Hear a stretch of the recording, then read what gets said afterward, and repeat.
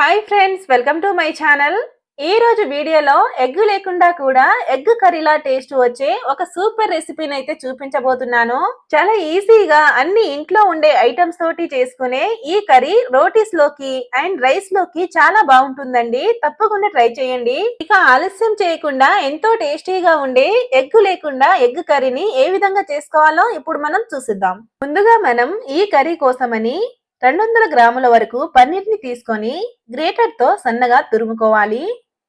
తర్వాత పన్నీర్ తురుములోకి మెత్తగా ఉడికించుకున్న 2 మీడియం సైజ్ ఆలుగడ్డను కూడా సన్నగా తురుముకోండి. అలాగే దీంట్లోకి పావు టీ స్పూన్ వరకు సాల్ట్ వేసి మొత్తం ఒకసారి చేత్తో చక్కగా స్మాష్ చేసుకుంటూ ఎక్కడా పలుకులు లేకుండా మెత్తగా కలుపుకోవాలి. ఇలా మెత్తగా కలుపుకున్నాక ఎగ్ వైట్ పార్ట్ కోసమని ముప్పావు వంతు, ఎల్లో పార్ట్ కోసమని పావు వంతు వరకు పన్నీర్ని అయితే సపరేట్ చేసుకుందాం. ఇప్పుడు ఎల్లో పార్ట్ కోసం తీసిన పన్నీర్ లోకి పావు టీ స్పూన్ వరకు పసుపు వేసి మొత్తాన్ని ఒకసారి బాగా కలుపుకోవాలి. ఈ విధంగా కలుపుకున్నాక కొద్దిగా పన్నీర్ ని తీసుకొని వీడియోలో చూపించిన విధంగా సాఫ్ట్ ముద్దలా అయితే ఎల్లో పార్ట్ అయితే రెడీ చేసుకుందాం. తర్వాత వైట్ పార్ట్ కోసమని తీసిన పన్నీర్ లోకి హాఫ్ కప్పు వరకు కార్న్ ఫ్లోర్ ని వేసి సాఫ్ట్ ముద్దలా అయితే కలుపుకోవాలండి. పనీర్ ని సాఫ్ట్ ముద్దలా కలుపుకున్నాక కొద్దిగా పనీర్ తీసుకొని వీడియోలో చూపించిన విధంగా అయితే ఎగ్ షేప్ లో చేసుకోవాలి. అయితే ఇక్కడ మీరు చాలా జాగ్రత్తగా లోపల గాలి లేకుండా టైట్ గా ఎగ్ షేప్ లో అయితే బైండింగ్ చేసుకోండి. ఒకవేళ బైండింగ్ సరిగ్గా చేసుకోకపోతే నూనెలో వేయించేటప్పుడు విడిపోయే ఛాన్స్ ఉందండి. కాబట్టి స్మూత్ గా బైండింగ్ చేసుకోండి. ఇదే విధంగా అన్నిటిని ఎగ్ షేప్ లో రెడీ చేసుకున్నాక ఎగ్ కి పైన లేయర్ గా కార్న్ ఫ్లోర్ ని కూడా అప్లై చేసుకోవాలి. అలాగే అన్ని ఎగ్స్ కి కార్న్ ఫ్లోర్ ని అయితే అప్లై చేసుకోండి. ఇప్పుడు బాగా వేడిగున్న ఆయిల్ లోకి ఎగ్స్ ని వేసి చక్కగా ఫ్రై చేసుకోవాలి. వీటిని ఆయిల్లో వేసిన వెంటనే కదపకుండా ఒక సైడు పూర్తిగా ఫ్రై అయినాక మాత్రమే ఇంకో వైపు తిప్పి ఫ్రై చేసుకోవాలి. ఈ ఎగ్స్ ని రెండు వైపులా తిప్పి గోల్డెన్ బ్రౌన్ కలర్ లోకి వచ్చేంత వరకు మీడియం ఫ్లేమ్ లోనే ఫ్రై చేసుకోవాలి. అయితే వీటిని ఒకేసారి కాకుండా ఒక్కొక్కటిగా వేసి ఫ్రై చేసుకోండి.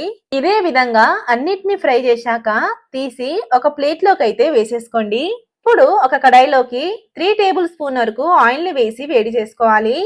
ఈ ఆయిల్ బాగా వేడయ్యాక ఇందులోకి కొద్దిగా సాజీరా, 2 యాలకులు అండ్ గుప్పెడు కరివేపాకుని వేసి చక్కగా వేయించుకోవాలి.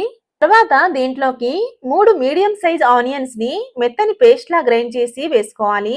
ఆనియన్ పేస్ట్ ని వేసి ఒకసారి బాగా కలుపుకున్నాక మూత పెట్టి ఒక 2 నిమిషాల పాటు మీడియం ఫ్లేమ్ లోనే కుక్ చేసుకోవాలి. 2 నిమిషాల తర్వాత ఆనియన్స్ ఇలా కుక్ అవుతాయి.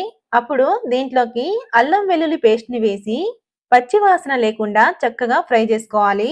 తర్వాత దీంట్లోకి 2 టమాటాలని మెత్తని పేస్ట్ లా గ్రైండ్ చేసి వేసుకోండి. టమాటో పేస్ట్ నుంచి ఆయిల్ సపరేట్ అయ్యేంత వరకు చక్కగా కుక్ చేసుకోవాలండి. టమాటో పేస్ట్ చక్కగా వేగాక హాఫ్ టీ స్పూన్ పసుపు, టేస్ట్ సరిపడా సాల్ట్ అండ్ 3 టేబుల్ స్పూన్ వరకు కారం వేసుకోండి. తర్వాత 1 టీ స్పూన్ వరకు ధనియాల పౌడర్, హాఫ్ టీ స్పూన్ వరకు జీలకర్ర పౌడర్, పావు టీ స్పూన్ వరకు గరం మసాలాను వేసి వీటిని చక్కగా కలుపుకుంటూ 1 నిమిషం పాటు వేయించుకోవాలి. ఇప్పుడు దీంట్లోకి చిక్కటి గ్రేవీ కోసమని 1 టీ స్పూన్ శనగపిండి వేసి ఒకసారి బాగా కలుపుకోవాలి. ఇలా అన్నిటిని వేసేసుకున్నాక 3/4 గ్లాస్ వరకు నీళ్లను పోసి ఒకసారి బాగా కలుపుకోవాలి. ఈ విధంగా గ్రేవీని రెడీ చేసుకున్నాక దీంట్లోకి మనం ముందుగా ఫ్రై చేసుకున్న పనీర్ ఎగ్స్ ని వేసుకోవాలండి.